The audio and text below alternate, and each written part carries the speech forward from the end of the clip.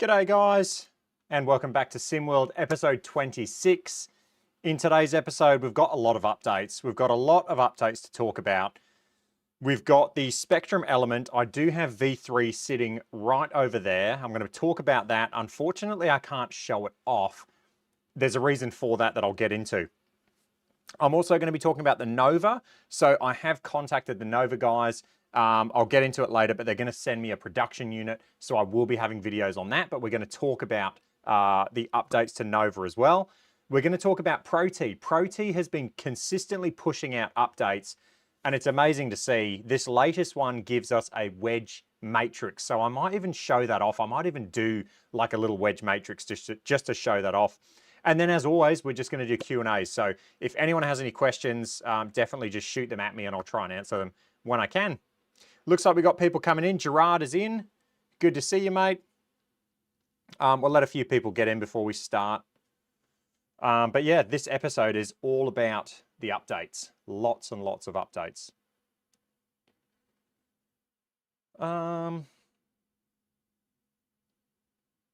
Yeah, let's kick into it then. Let's talk Spectrum element first. So V3 was sent to me by Brett and Mike. I'm going to say it was probably 3 weeks ago now, and I'll grab the unit. This unit is almost a production unit, and I say that because it's almost a production unit. It's not quite ready for the big time yet, but it's getting very, very close. Phil, good to see you, mate. You probably stayed up for this, didn't you? So yeah, this is a production unit. Close to a production unit, I should say. In shipping, something has gone wrong. Something has gotten loose in this device, and you can probably hear it rattling around. It's a real shame because these guys work so hard to get me these units, and in shipping it from Canada to Australia, unfortunately, something's come loose. Something has gone wrong with the shipping, and I've got a unit that is not calibrated correctly. So unfortunately, I cannot show the Spectrum Element V3 off because I don't want to do it a disservice, but I can kind of show you guys the hardware. So you can see it's very much like version 2. The difference is with version 2, so this is version 2 that they sent me. It had the logo on the top, which was really cool. Version 2 was kind of like a test. So it was very, I'm going to say, you can tell this is a homemade launch monitor. They're both 3D printed, and I think the guys are going to look at doing 3D printed units as well as, is it mold injection units? I think. So this one is 3D printed though, as is version 2. Version 2, you can see, was very homemade. It had a couple of different cords that you had to connect to. It was, Brett talks about the power control board. I think it's PCB. This one, excuse me, this one is using a bunch of different components to control a unit that aren't, that they're commercially available, I guess. Whereas version 3 has their own control board in there that can do a lot more. So this one you can see has a couple of cables coming out of it. The ports on the side you can see there. It's got Ethernet, it's got a HDMI, it's got a couple of USB ports. This one was very, very homemade, and you can tell that. But this was like a test bed. Let me get, I'll show you off V3 now, because V3 is a lot more refined. And printed circuit board, thank you, PCB, so printed circuit board. So V3 has a PCB, their own PCB that they've made and they're getting made. This thing is a lot more professional. Head over to, if you're interested in this unit, head over to Spectrum Golf, the actual YouTube channel, because Brett has started putting out videos on this. Again, I will get into it and I'll do videos on it as soon as I get a unit that's calibrated correctly. For me right now, something's come loose. G'day, Greg. And Dennis is in the chat as well. Something's come loose in this unit, and we tested it a few days ago. I 3D printed this alignment tool that they sent me. I actually printed this off of V2, but what we found out was the unit is not actually reading the golf ball's position correctly. So this thing is 17 centimeters. there's a lot of math that goes into this, but it wasn't sensing the golf ball's positions correctly, and that's why ball speed is off for me. And we think it's got something to do with something that's coming loose in shipping. If you check out Brett's videos, he shows that they have sub-millimeter accuracy with the actual ball locations. So that's where something's gone wrong with my unit that they've sent me. But the hardware itself is a lot more refined. You've got a lot of ports here that are going to be used for future things. So you've got two USB-C ports, you've got two USB-A ports, you've got an Ethernet port, and you've got your power as well there with a switch. So V3, a lot more refined.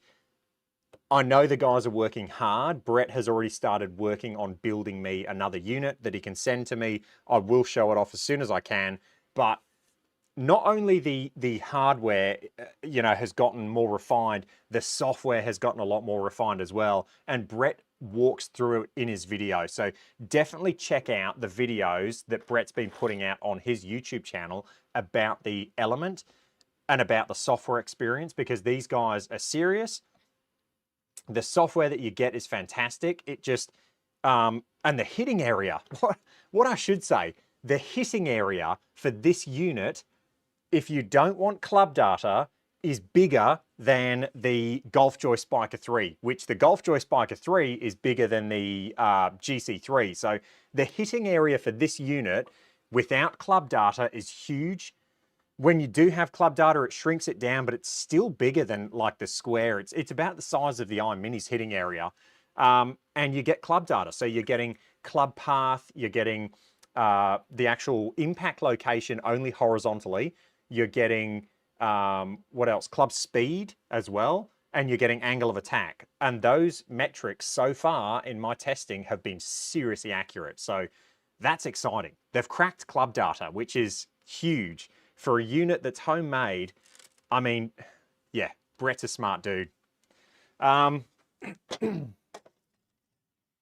Unfortunately, I cannot show it off working in all its glory because, like I said, I don't want to show off a unit that I know there's obvious issues, and it's not the actual, the unit itself, it's that there's something physically wrong with the hardware. So I'm going to be sending that one back to Brett. V2 is going to go back to Brett as well in some capacity. I think he wants me to like just send him back the cameras, so smash it open, send back the cameras. But yeah, that's the Spectrum Element. I would love to show it off. I really, really would. Putting was fantastic. The horizontal launch angle was amazing. Chipping was amazing, really good. The only issue I've got right now is the calibration with ball speed. So I've said to Brett, what they need to do with these units is they need to send a calibration board with all of these units. So if something happens, then the user can do a calibration at home. They need to come up with some sort of calibration, whether it's a simple tool like this, or it's a bit more in depth, kind of like the ProT. If it's a calibration board, kind of like that, they need to come up with a calibration board that they can send to users. So if they're having issues with it, they can simply, use the calibration board, do a calibration, and then it's like, right, it's done. So Top Gun, I have used it. It's not, as soon as I used it, I said to Brett, ball speed's wrong. And then we confirmed it against the, it's funnily enough, we confirmed it against the PRGR because this thing doesn't interfere with anything. This is a fantastic device. If you want ball speed and club speed, this thing is amazing. We confirmed it against the PRGR. We confirmed it against the MLM2 Pro. I confirmed it against, it wouldn't work with GC3. I confirmed it with my ProT. So I did a lot of tests. And then what I did as well is I used V2 and hit pitching wedge 7-iron driver. And then I used V3, pitching wedge 7-iron and driver. Ball speeds were considerably lower with V3, unfortunately. And we got it down to that calibration issue. So yes, that is the Spectrum Element. Can confirm Brett is a seriously hard worker, incredibly smart. Yeah, I agree. Like, honestly, Brett works so hard. The poor dude, I mean, I'm messaging him at all hours and he's up working. He's got a young kid as well. He's only just had, his son was only just born. So, well, it was probably what, almost a year ago now, but he's got a young kid as well. So it makes it even harder. We've got a few people checking in, which is good to see. So yeah, that is the Element. Now let's talk about my other equally favorite homemade unit. I absolutely love this thing. This, I love the form factor of this. I love that the Nova is so different. It doesn't try and be anything. It's not trying to be your standard launch monitor that stands up, you know, that has the cameras in a vertical view. This is so different. So Nova, I have reached out to the guys and I've said, can I please test a production unit so I can put some videos out for everybody? A lot goes into this device, a lot more than people think. So this is a photometric device. Yep, it's got the 2 cameras there. The profile of this for me is the biggest selling point, along with the open, you know, build that these guys are going with. So when I get the production unit, when the guys send it to me, I will be connecting up my cameras. I'm going to try and mount. I'll put this down. Oh, what else I should say? This unit, a lot more goes into it. It's not only cameras. There is a radar. This thing has a radar. This is going to be able to do club data. It can already do club speed. The guys, I don't know whether they've released it yet. They don't want to push it out because they want it to be seriously accurate, which I can confirm. The club speed is accurate. So this thing is going to be able to do club data. They don't want to push it out just yet because it's not 100% dialed. The form factor, the touch bar, or it's touchless. You hover your club over, you can do certain commands with this unit. The ability to have it on the ground and do left and right-handed play. Left-handers can use this thing. They hit over the actual unit, which, I mean, it's at low profile. It's like a golf ball height. So this thing is not a tall unit. It's literally a golf ball. So you can almost use this as like an alignment stick and hit over it if you're a left-hander. Amazing form factor and really exciting. I cannot wait to test the production unit and bring everything to you guys. So that is the Nova, but what I was going to say is when I do my videos for it, I'm going to have my cameras, my slow motion cameras, hooked up to it, because with that device, you can actually use the device and the time of impact, not sound, to hook up to video replays. So you can have your swing replays hooked up to that device so you can hit it and instantly see your replays. The other thing I've got is I've got another camera, and I've been meaning to do this for a while, but I'm going to talk to Taylor and I'm going to put this thing, this is a 120 frame per second camera. I'm going to put this thing on my roof. Now, I don't know. I think this is I'm not sure if this is a, what's it called? A continuous shutter or whatever. But anyway, I'm going to put this thing on my roof, aiming down at my impact location, and I'm going to create an impact camera with the Nova. So the Nova is going to be able to tell this camera, hey, he hit the ball at this exact time. And then this camera will activate for that small window, and I'll be able to see a slow motion impact vision. And we're going to see how it looks. This is, like I said, 120 frames. Is it going to look amazing? I don't know, but it's going to be a slow motion impact video, which is going to be really cool. So I'm excited to see how that looks. I've got all the cabling. So yeah, super excited. This is just a USB camera. It's a Caton, yeah, just a Caton camera. Yeah, it is a continuous shutter. So keen to see how that one looks as well. Yeah, okay, really. Yeah, see, tech, yeah, 120 seconds might not be enough. 120 frames. 480. What camera did you get then, Tech? 480 is quite a lot. That'd be, what resolution's that camera then? You've kind of killed my idea. That's upsetting. I might have to invest in a new camera then. But anyway, I'll have my slow motion replays of my swing. So excited to set up the actual Nova in all its glory. And this will be like a proper review for this unit. So it's going to go through all the official tests. I'm going to be doing the official putting test, the official chipping test, the shot shaping tests. I'm going to be doing everything, putting that production unit through its paces, because ultimately people are going to decide whether, hey, should I be getting the Nova or should I be getting this? That is the big question for people. Why should I invest in the Nova or in the Spectrum Element when I can get this thing, the Square? That's the big question. And I do believe there is an advantage to getting the Nova or getting the Spectrum. I really do. Club data is one of the things with the Element has already proven that it can do proper club speeds, angle of attack, swing path, also horizontal impact location. I'm talking to Brett to tell him, let's get a plane of the club. So he's talking about either putting it, like a Unicorn does, a bar on this side and then a couple of dots on this side, or 4 stickers, because at the moment the Spectrum needs a sticker right at the top in the middle. So he's talking about creating a plane of the face and then getting club data that you do with a GC quad with the Element. So that would be unreal if they could make that happen. So club data is one, you're getting club speed. Also, you talk about the Nova, you're talking about the form factor that you can get left and right-handed players both hitting in your environment.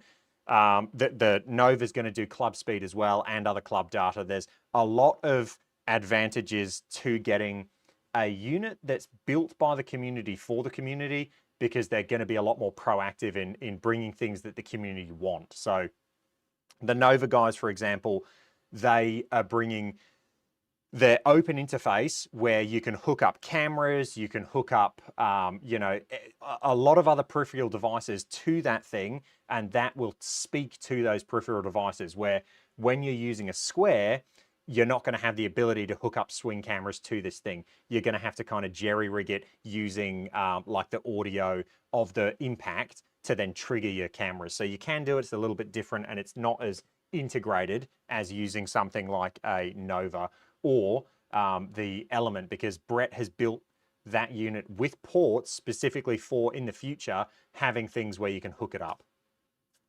Cool. That was a lot of talking. Right. Let's get into some questions. So what is Tech saying? I'll send you some details. Thanks, mate. I really appreciate that. I went through a lot of cameras. Okay. No, that would be amazing. I'd really appreciate that. Phil saying, I just got cheap global shutter, 200 FPS, need to test. Tom At's in the chat. Good to see you, mate. I think this time it kind of works out because it's evening for the US and it's, well, it kind of is a bit late for people in the UK. I could do it earlier, but I could actually do it at like 7 in the morning, because it would actually work for me as well. I could get up kind of, well, I say before the family, but my kids are up really early on the weekends. Can Brett use the sticker Square used +1 dot? I don't know. I'm not sure, Tech. Better for players who use sim plus outdoors a lot. I know, yeah, that's the only thing. That's why I love the ProT. I love the ProT because stickerless data is just next level. Otherwise, you get a club looking like this. I went and played outside the other day and I'm like, I got my 7-iron, I've got the Square sticker on it, I've got the Unicorn sticker on it, and I've got the sticker for the Golf Joy. I'm like, man, my clubs are just full of stickers everywhere. And it's just annoying having all these stickers on, because you end up destroying, when you're trying to clean your clubs, you end up destroying the stickers. My lobware, actually this needs a clean, but you can see I hit out the bunkers and it's just destroyed the sticker there on the toe. And then trying to clean my clubs, I've destroyed the stickers on here as well for the spiker. That they need to come up with a better solution. That just looks horrendous, doesn't it? I don't like that at all.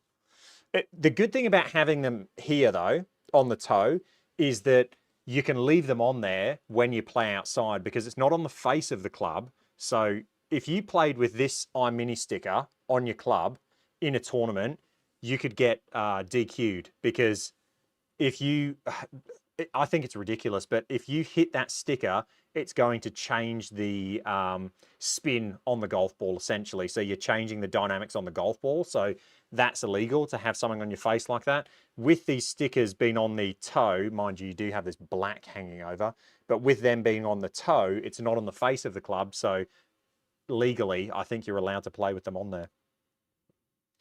But yeah, stickers, they're really annoying. And having something like the ProT or the V-Track that does stickerless data, that's really, for me, I think the next big thing.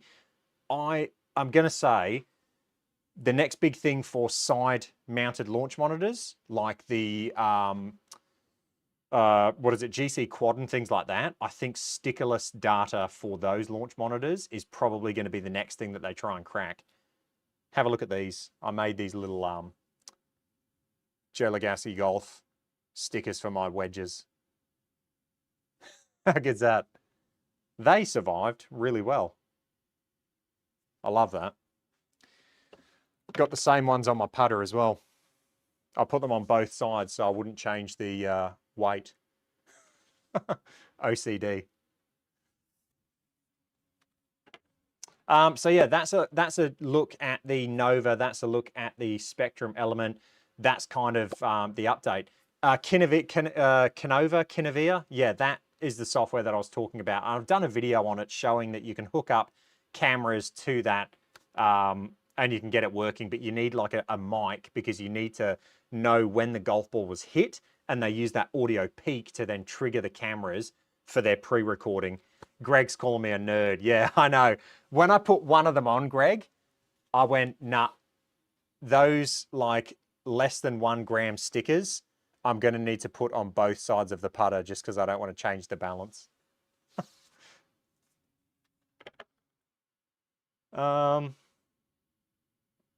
All right, what else have we got coming in? Ken Brett, you talked about that. 480 FPS, machine vision camera. Yeah, that's what I need, some 480 FPS in my life. Greg saying that's why we trust you. Nice. All right, let's talk ProT now. I'll change views. Actually, I should. What I might do is I will move the ProT software over so you guys can see it. I'll get rid of, give me a sec.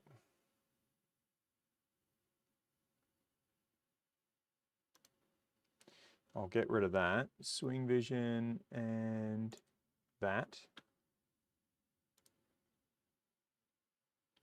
Hopefully I'm changing the right things here. Oh, not that. What did I just move? That. Right. Might be a bit small, but I'll move you guys over into that corner. Okay. What I want to show off now is the ProT software. So this has just got better and better, and they're adding new things all the time. Up the top, I've got all my tabs. So this is the one that I default to, this swing tab. And I'll hit a quick chip shot just to show you guys everything that I get, and then I'll go over everything new. So you can see I've got my swing camera there, so I'll hit a shot, the ball's locked on. So there's a shot. Driver selected in game, so that's why the driver has come up there. Of course, I towed it because I hit everything out the toe. So you can, down the bottom, if I selected, let's just do that now. I'll need to remember to change this back, but if I select lob wedge, so when it says game club, that is what is selected in GS Pro. So I've selected lob wedge there. Now let me just hit a lob wedge chip, and then the actual picture will be correct. So, okay, there we go. There's your lob wedge. We'll have a look at that. So this is my default view, and this is what's on my second monitor whenever I'm playing GS Pro. This is what I'm looking at. But you've got like your dispersion, you've got your impact location, top view of the impact, you've got your impact video, Side impact with dynamic loft. Yes, that's a left-handed club. I have talked to ProT about trying to change that actual picture to a right-handed club. You've got spin axis and then you've got your optimizer. So that didn't work on such a short chip, but usually this will, I use this for driver, to be honest. I don't really use it for anything else. What I'll do is I'll flick that back to game club. So then next time I play GS Pro, it'll be correct. What game club means is when this thing's connected to GS Pro, which it is up there, that means whatever club's selected in GS Pro down in the bottom left, that's what's going to be reported in the actual lab software. So then you can keep all your stats and everything. The next tab over, I've got my swing cameras. So I've got a front-on camera and a side camera. So you can see that there. The next one, I've set up a fitting tab. And this is the one I used to actually fit my driver, my new Ping driver. This is what I used to actually fit the driver to myself. No worries, Phil. Take it easy, mate. Yeah, I'm thinking we might move it a little earlier. We might try that next week. So this is the fitting tab that I used to actually fit my driver and my hybrid and forward. What I might do is do some fitting videos for that club, like how I optimize my clubs for myself. But I essentially use this page. You can add new pages, and we'll just add a new page now. We'll just call this wedge matrix. Okay, so we'll add that, and then we can unlock this window and we can add anything we want. So I'll try and find that new wedge matrix one. So here it is. Use this button to export the wedge matrix to an image. That's really cool. So this is my first time looking at it right now. So you've got this wedge matrix they just added. Use this button to export. That's cool. Nice. We'll do that. The wedge matrix visualizer, you can use this map the carry for different swings to your wedges. Click on the column name to change it or add new columns. Yeah. To set a carry value, I like how they've done it in carry. Lovely. Select at least 3 shots made with the club you'd like to add. Add button to target cell. All right, let's just do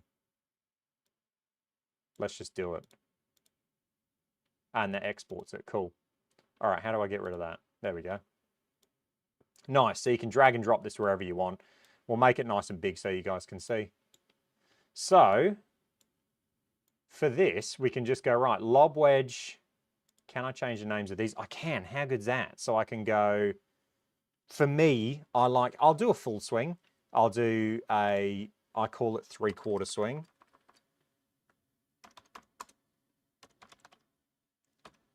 And then I like doing a left arm parallel.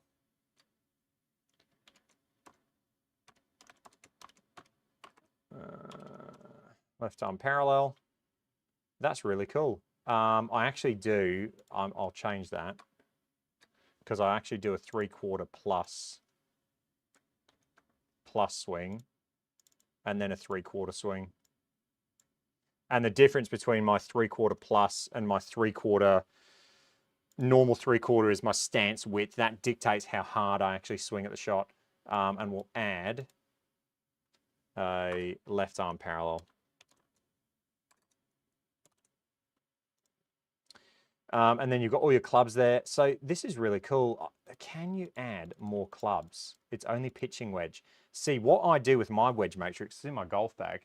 I actually go and do this with everything. So I have 7-iron, 6-iron, 9-iron, 8-iron. I have everything.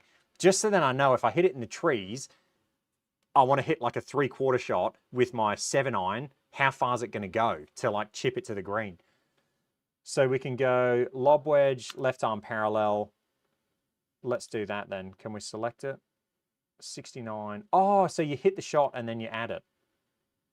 At least 3 shots to map this club. Okay, let's just do 3 shots then.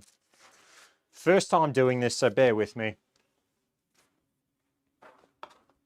I'll just hit 3 left arm parallel shots.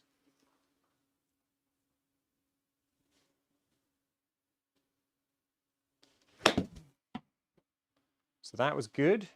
We'll do 1 more and then we'll just add those.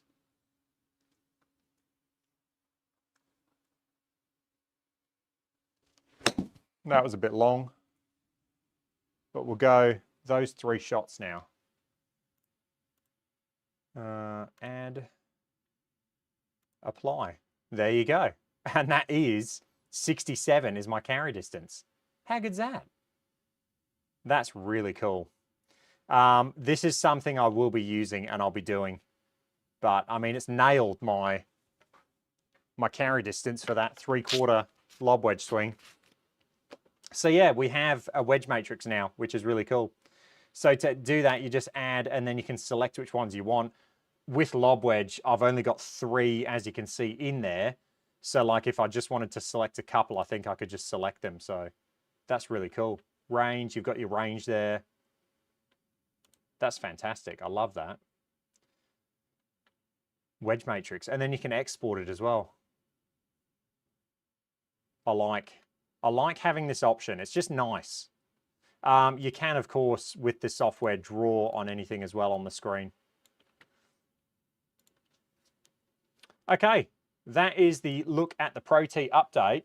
They just keep adding things, and it's fantastic to see. Like, they're literally going down our list that we did. We're going to have to come up with a new list because they're just going down the list and just ticking everything off, which is really cool to see. That is the ProT update, and we're banging through this episode. What I might do now is, if there's no questions, I'm just going to show off. I've done a video on this course, but I'm going to show it off because Greg's online as well. I'll move this out of the way. And then we'll go look at a course of the week. If you haven't played this course, definitely go check it out. DPC Wickerhissen. I think it's Wissahickon, the actual place. But we'll go check this out. Let's open it on course practice.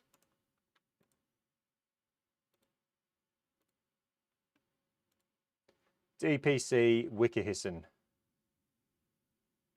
We'll let that load.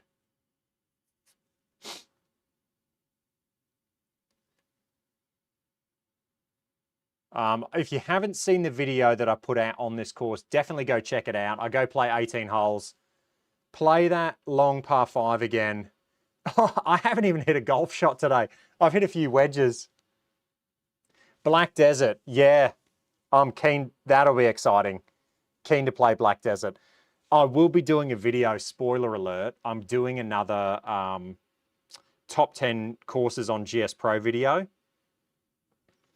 So that'll be dropping hopefully next week sometime. And there's quite a few Greg McDonald courses in that list.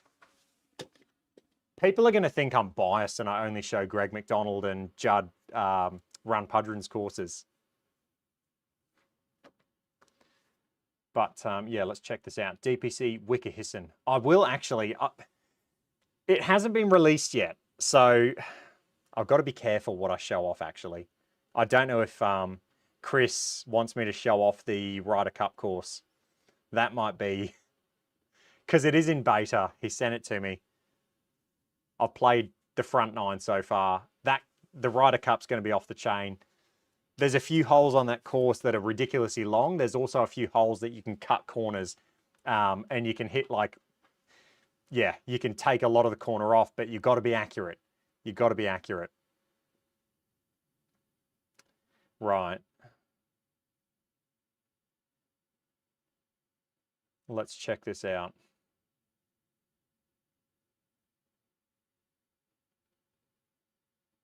I need to move all of my courses. I've got them on an external hard drive, but I put in a 2 terabyte, I forget the storage type, in my actual computer, and I need to move them all onto that because it'll be so much quicker to load. But yeah, DPC Wickerhissen. What par 5? There's a par 4 that's 520. Must be the 7th you're talking about. This hole. I mean, look at this. Such a nice looking course. Let's go drop our ball down here. Look at that. Look at all the bunkers. That's fantastic. We'll hit a little hybrid. First big swing of the day. What I have done is I've moved my ProT from my, they send you like this little USB to Ethernet adapter, and I kept having dropouts with it. So I got annoyed. And so what I've done is I've actually moved my ProT into my Ethernet on my computer. Since I've done that, 0 dropouts. Now that I've said that, if it was ever going to drop out, it'd be now. But yeah, since I've done that, I've had 0 dropouts with the ProT. So it was that little Ethernet USB thing that was causing the issues. Oh man, I'm so stiff. I'm ridiculously stiff. Oh, sit. Sit. It's a lot.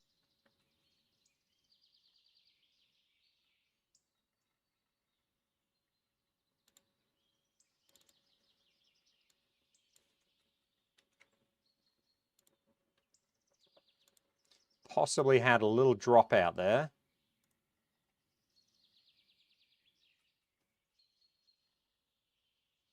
Let me know if you can, if this is working. Okay, I think we're back. I think we are back. We just had a little dropout, I think.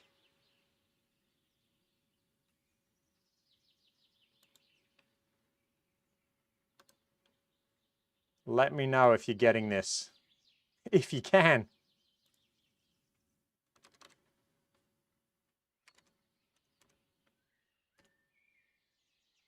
Put a test message in.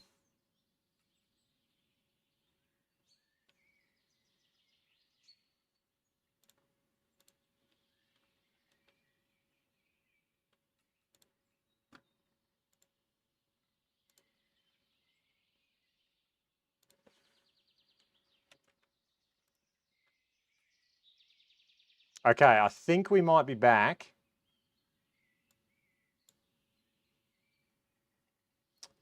But the chat is not updating. Live chat. Try and do some troubleshooting on the fly. I've got the chat on.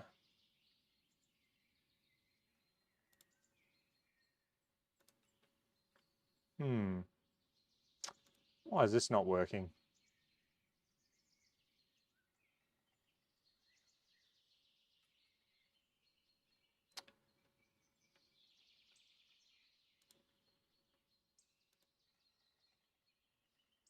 Okay, Dennis is saying I'm back.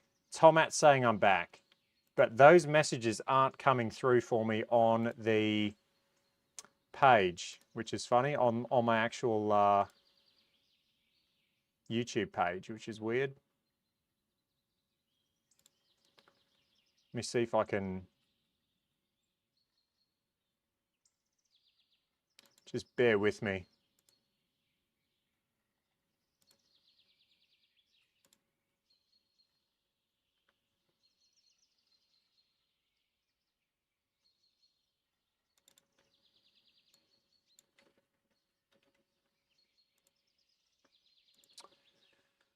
All right, hopefully this is working. I can't get the chat working now, but I think we are back.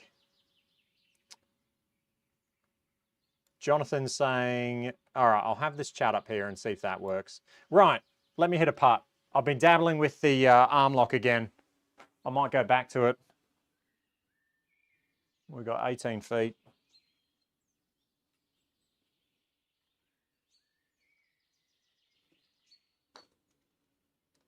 And now the ProT's not working. I think ProT crashed on me because of that. I had a dropout with the internet and ProT's crashed on me completely. Can't get good help, can you? All right, well, that's a shame, but that's DPC Wicker Hisson. We'll just say I hold that putt.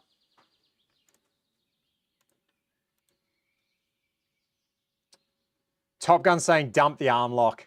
Yeah, I don't know. I'm the arm lock for me. I initially did not putt good with it, and what I found with the arm lock is I found it really hard. What my shoulders do is my shoulders tend to get open when I putt. When I went to the arm lock, I found it really hard to get my shoulders square to my actual target line. But now that I've used it a bit more, I've gotten comfortable with, I do feel with the arm lock that I do need to manipulate my body a bit more. I feel like I have to contort my body a bit more. But what I feel with the arm lock is those like 6-footers or like 5-footers, you know, the putts that you've got to be really delicate on. Let me change view. So the putts that you need to be really delicate on, what I've found with the arm lock is I'm actually a lot better at speed control. That's the big thing with me is I can take it back and really control those really short, like 5-foot putts, 6-foot putts. Whereas when I have the short putter, I feel like I'm not as good with my pace and controlling those really short putts. So the arm lock just gives you a bit more stability. So I don't know, I might be getting back on the arm lock bandwagon.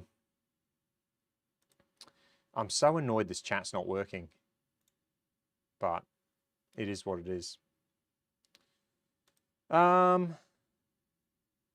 Yeah, I might do another lab video on the arm lock because I haven't really done a lot. I've done that first initial video, but now that I've used it a bit more, I might actually do another video on it and talk about, you know, I've used it for, or I've dabbled with it for a couple of months now. What I actually think is the advantage of going to an arm lock. And it's going to be, funnily enough, it's not to do with the stroke and control. It's pace. It's pace control. It's really, really good at keeping everything stable on those 10-foot and in putts. And I know people talk about that, but I don't think people talk about distance control. Like I can hit this arm lock, I can get a golf ball, and if I need to hit it like a foot, I can really feel and control the putter head and like hit really delicate putts. Whereas with the short putter, yes, I can do that, but I'm using a lot more of my hands. With the arm lock, it's shoulders. Whereas with this, when I'm doing a really short, delicate putt, I can feel it's like it is hands that's doing it. So it just feels more stable, which funnily enough, it's connected to your body. So it's a different feel. I might have to do another video on it. I'll take people out to a famous course to do that.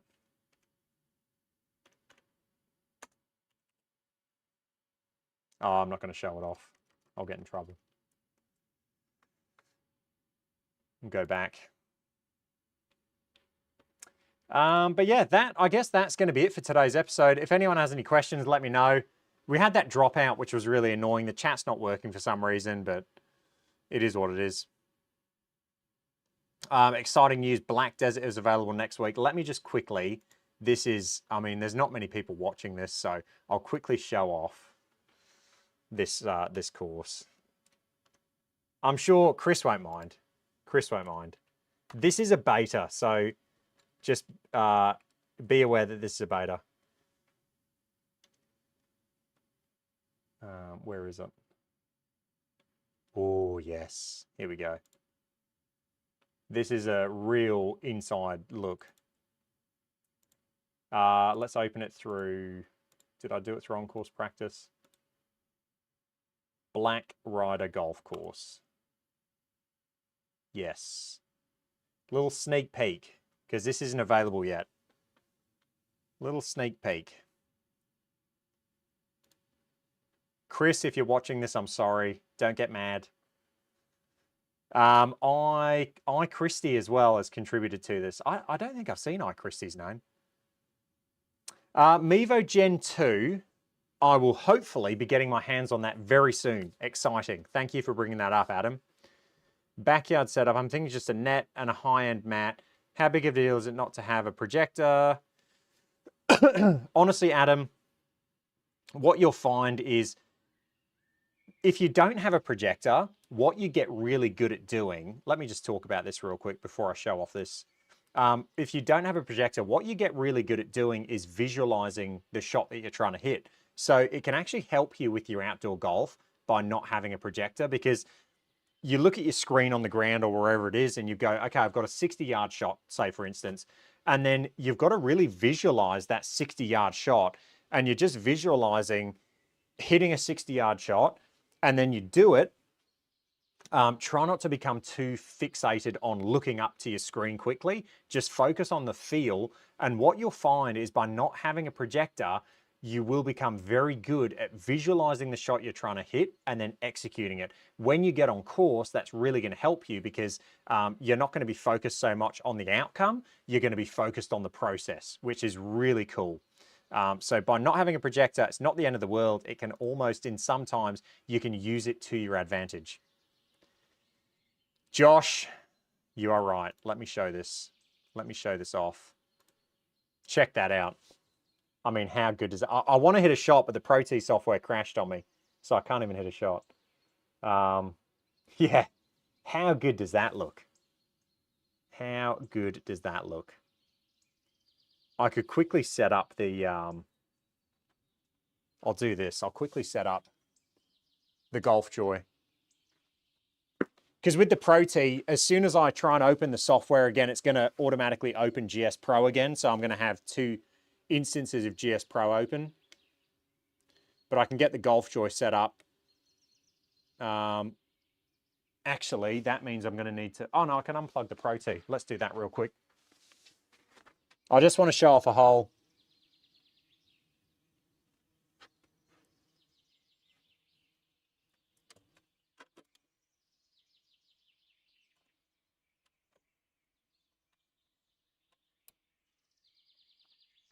Actually, I'll need to configure the IP port, won't I? Oh, that's annoying. I might have to get the square going. Let's get the square going.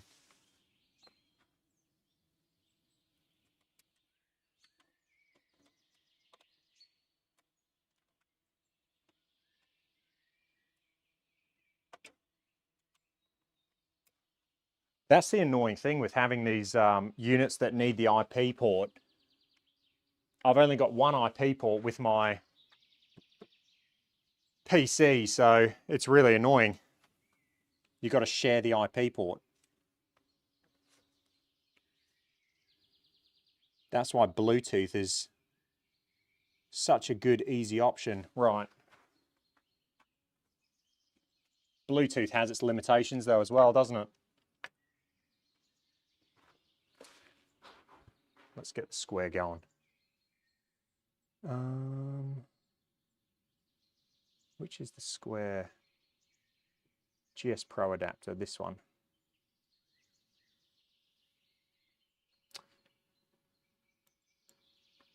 This is real on the fly. Square to the rescue. It is. Hopefully that's working.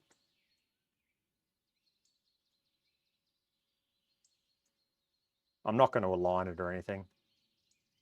We'll just see how it goes. Is that working? There we go. Connected. So it should be... Oh, that's not connected. It says connected. Oh, it's probably because I need to reset GS Pro Connect. That should work.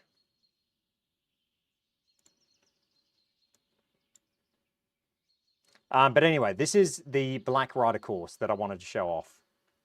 Connect. Right. That should be all good now. We'll hit a shot here. We'll just hit it like a punch driver down there. How good does this course look?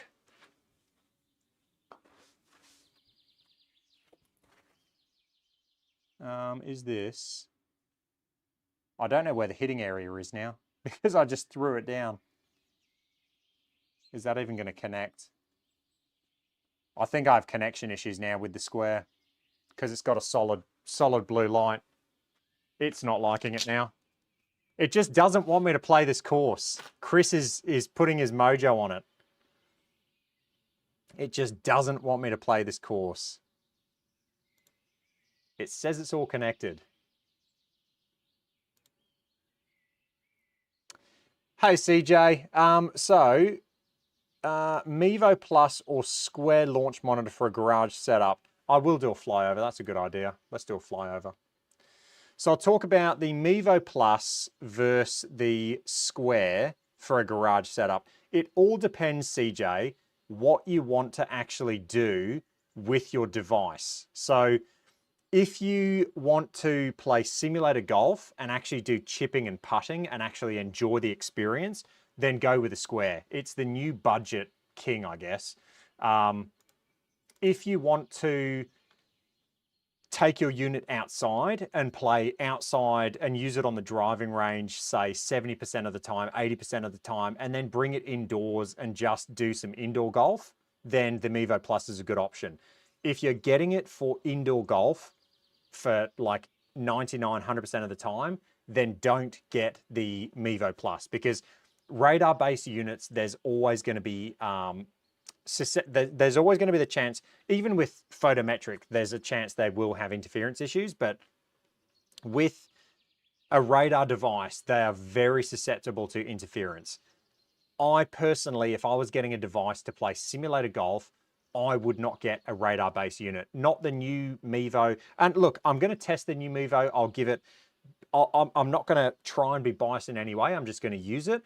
But I already know that spin axis, just based on the hardware, is not going to be as good as getting a photometric device. That's just, it is what it is. That's just the hardware. Like the hardware, it's just not going to be as easy for them to get spin axis. There's too many limitations. So if I was getting it, CJ, for simulated golf and you're on a budget, I would get the Square.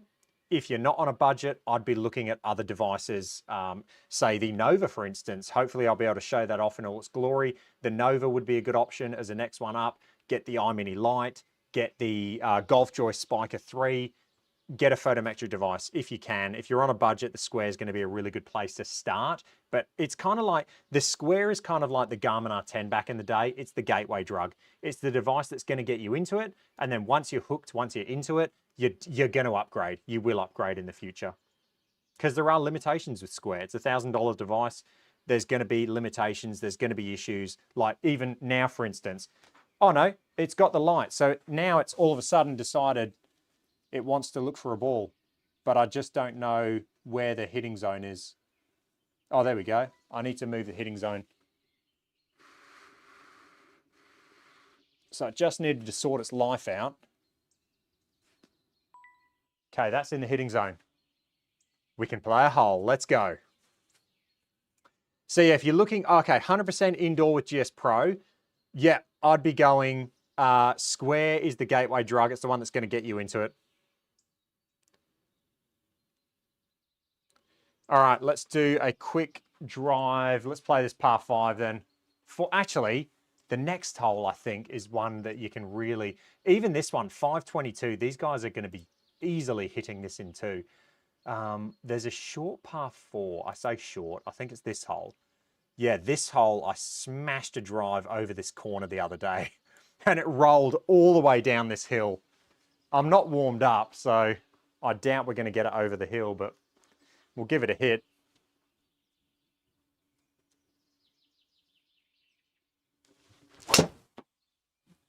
I'm so stiff.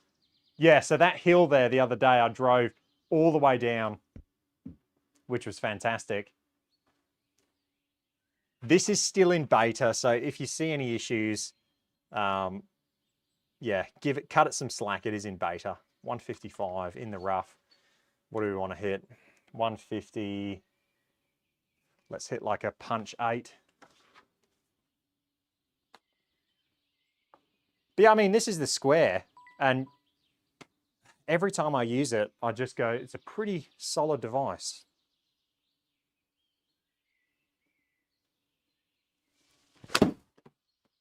Oh, that was bad. Alignment's bad.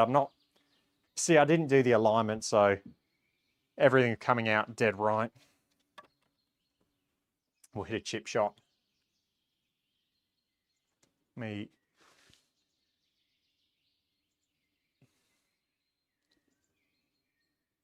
Do it by eye.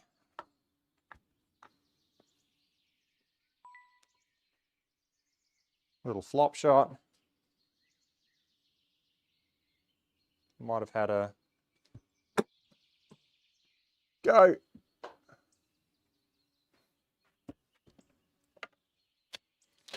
Chris's beta course is like our finish course. It is pretty good, isn't it? Oh, this says the lie on the green 6 left. I think that's wrong, isn't it? Let's hit a putt. 20 feet. What's the green set at? Oh, I'm doing on-course practice, so I can't even check the stimp I set. 20 feet. Oh, I need to do it over here.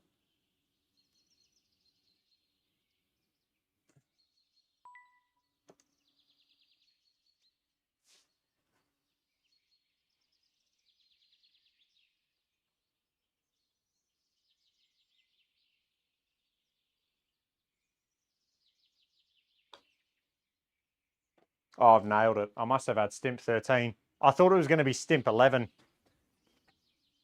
That was miles. Let me hit that putt again.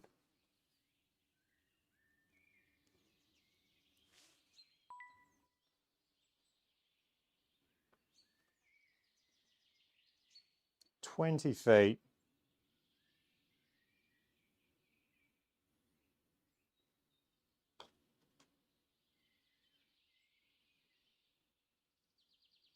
Not bad. I'll take it. But yeah, that is the rider. Let's go the 18th. Check that out. How good does that look? Incredible. CJ saying, how do you like the putting on the square? I've had my setup with webcam putting for me though, and would love to have everything up integrated. The putting, CJ, check I do the official putting tests and chipping tests. Check out the official putting test. It's fantastic. Spoiler alert. Once you've got it aligned, once you've got it set up, it is fantastic. Greg saying, no setup required for putting on the square. Yep, it works out of the box. Absolutely. Have you got your square yet, Greg? I know. How tight is that fairway? Ridiculous. Should we just hit like a punch drive down there? Let's do it. Roy's saying, looking at building my home sim with the ProT, but my max ceiling height is 2.7 meters. Roy, my ceiling height is 2.7 meters. And also, I'm 6 foot. I can get away with hitting driver, but I do sometimes clip the ceiling. It depends on your swing. Yeah, I agree, Roy. So, look, I've got a bunch of ProT videos out, but my ceiling's 2.7. My mat is 4 centimeters in height. So you've got to take your mat into consideration as well. The ProT works for me. It's absolutely fine. I have cut some holes out of my ceiling. I have a beam that runs through, which is really annoying that I do hit when I'm doing my practice swing. ProT is incredible. Yeah. When it doesn't just disconnect.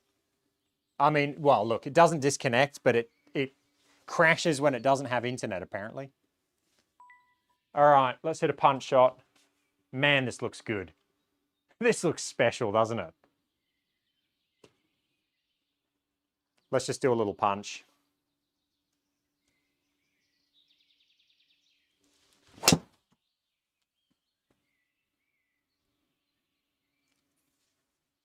Kick.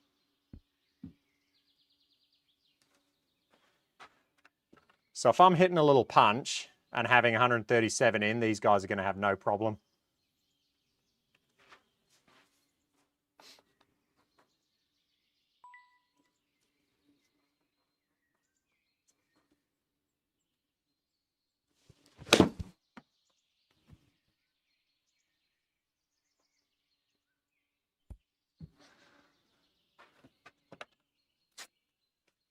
Okay, that is the incredible course that will soon be at your fingertips. All right, guys, that is going to be it for this week's episode. Let me get the questions back up. The chat's been going off. Greg saying he's getting a Square the Savo. Josh is saying the ProT is the ultimate launch monitor. I do need a second network port. I'm going to have to upgrade my motherboard. So what I've done is I've actually put my internet into that dongle they gave me. And then Jonathan's saying, my ceiling height's the same. I went to cut a hole out and the truss is right there. It's so frustrating. I've got a section cut out and then I got the truss and then a section cut out. But when I do my practice swing with driver, when I'm really trying to get speed and get high, I clip that truss all the time and I can just see all the marks I've got in it. It's so annoying. My poor driver just gets beaten. All right, guys, that is going to be it for today's episode. I apologize for the network interruption. It's really frustrating. And then for some reason, I couldn't get the chat working. Once the network had dropped out, it just wouldn't come back. So I do apologize for that. But yeah, that is going to be it for this week's episode. I hope you enjoyed that. And I will catch you guys next week. Hopefully, I'll have... Actually, I don't know. It'll probably be a few weeks before I get Nova, a few weeks before I get the new version of the Element version 3. So, all right, guys,